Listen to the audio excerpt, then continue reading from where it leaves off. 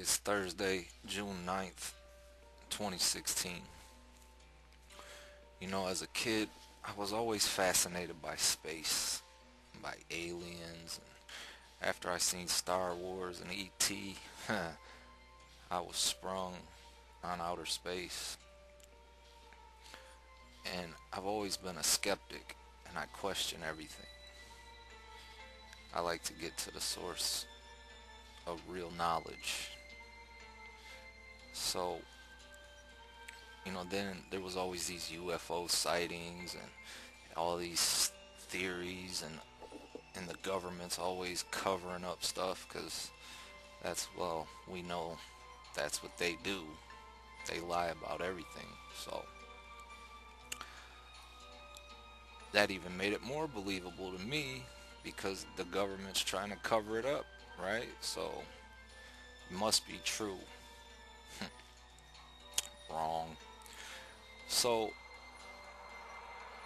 in my quest for knowledge, I researched the ancient alien theories, and I became fascinated with all these megalithic structures, these original structures from the first civilizations that are still on Earth that nobody can seem to explain how they built them or any of their technology for real. They got everybody believing that these ancient people were a bunch of cavemen with sticks and stones and built some of the most amazing structures on the face of the earth. So I knew that couldn't be true. So I kept researching and researching, and then this ancient astronaut theory was really intriguing. So I started studying that, and it was fascinating to think that there's all these worlds out here, and that these aliens may have came down here and gave us technology and showed us how to build and all this stuff. And all these ancient civilizations all have stories of their gods and how they came down from the sky and showed them these things and all this stuff. So then I seen a video recently that really changed my whole opinion and made me research even more about outer space. And the video, it's on YouTube. It's called Video Proof No One Has Ever Been to Space. Now in this video, it gets into more depth about the Challenger explosion.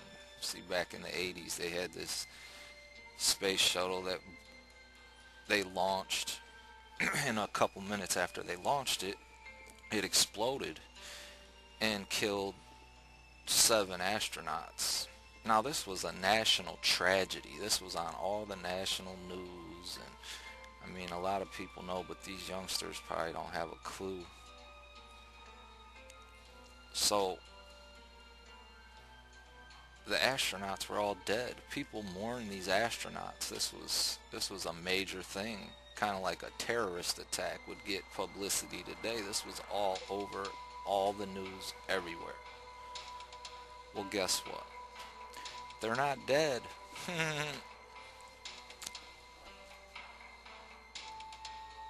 6 of these 7 astronauts that are supposedly blew up on this space shuttle were found. And I did a quick internet search and found evidence of it myself in less than 2 minutes. But this dude has a video. He's actually got video of Judy Resnick doing a seminar because she's a professor at a college, I think at Yale or something like that. But they actually got a videotape of her doing a seminar, and it's clearly her. But I put a couple pictures up here so you could see just what I found in a couple minutes. But this really got me to thinking. So, who was on that shuttle? Was anybody on that shuttle? The shuttle might have been empty. And if that's the case, why would you lie about 7 people dying because you know why they're lying? To cover up even a bigger lie, probably the biggest lie that humanity has ever been told. Hmm. That outer space and all these aliens and all this stuff is real. We know that the powers that be are cunning and they are patient. They've been running this world, this earth, since the beginning, and it's the same people still running it. They've been waiting a while. You got to give them credit for their patience. So, after I seen this, I couldn't figure out why they would be sending empty shuttles. I was talking about millions and millions of dollars on these shuttles and these astronauts and all this stuff, spending a fortune on this. And then to find out seven supposedly dead astronauts, well, six of them have been found, it blew my mind. So I really started, to get the truth of history, of the human history, or any history for that matter, you have to start at the beginning. So I started researching all this stuff about these ancient civilizations and their stories of how these gods came down from the sky, these aliens or whatever came down from the sky and gave them all this technology or whatever. But through all this, I've always read the Bible, and I've always had a strong belief in God. I don't really believe in religion too much because it's organized by man and it's corrupt as it could be. But as I started researching all this stuff, everything ties right back to the Bible. And in the Bible it talks about the fallen angels and how they were banished from heaven and they came down to earth. Well, gee, because the Bible is our true history, whether you want to believe it or not. And these fallen angels are the ones that built everything. They're the ones who built the pyramids. They're the gods of myth and legend, and the gods that came from the sky or the heavens, and all these ancient civilizations. And this lie about this outer space stuff was established way back then, thousands of years ago, because it's all towards a greater plan, which is probably coming soon from the way things are looking on this earth. So we've been lied to from the beginning for thousands of years, and now they got everybody believing that we live on the earth and that there's millions of planets with life, and that these aliens are the ones that that built everything and created human beings and all this stuff. In my research, I realized that this whole outer space lie is to disprove God. It's to get God out of society, out of the minds of the people, and to create a fiction that we will believe instead of believing in the Bible. Because in the Bible it says that the earth is immovable, surrounded by the firmament, and that all the stars and the planets that we do have in our solar system, I guess if you want to call it that, they're described in the Bible too as the traveling stars. And then we have the sun and the moon. And as I research this further, all the technology is becoming, it's becoming known to all of us. All the knowledge is being made public now, and it can be found easily. The rotation of the Earth and the Moon are easily described by quantum mechanics, and electromagnetic fields. And so the space program is the ultimate lie, the ultimate denial of God, to have us believing that these other civilizations created us and that they're going to return. And I don't know what's supposed to happen after they return, but I don't think it's going to be any good, because this is all based on a lie. And if NASA going to space is a lie, then I would probably believe that all this other stuff about these planets and these aliens and all these UFO sightings, it's all a lie too.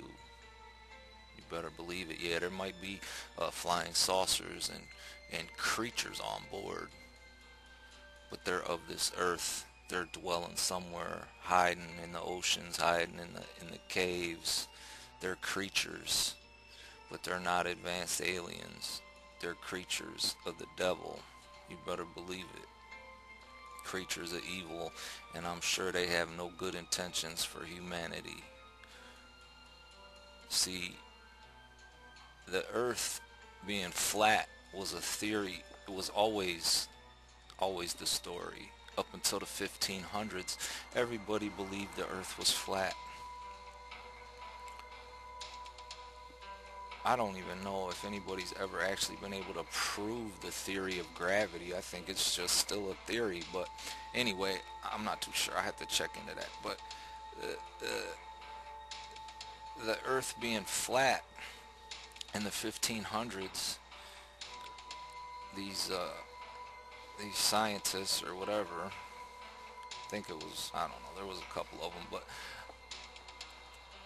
they came up with this theory of gravity and decided that the earth was round.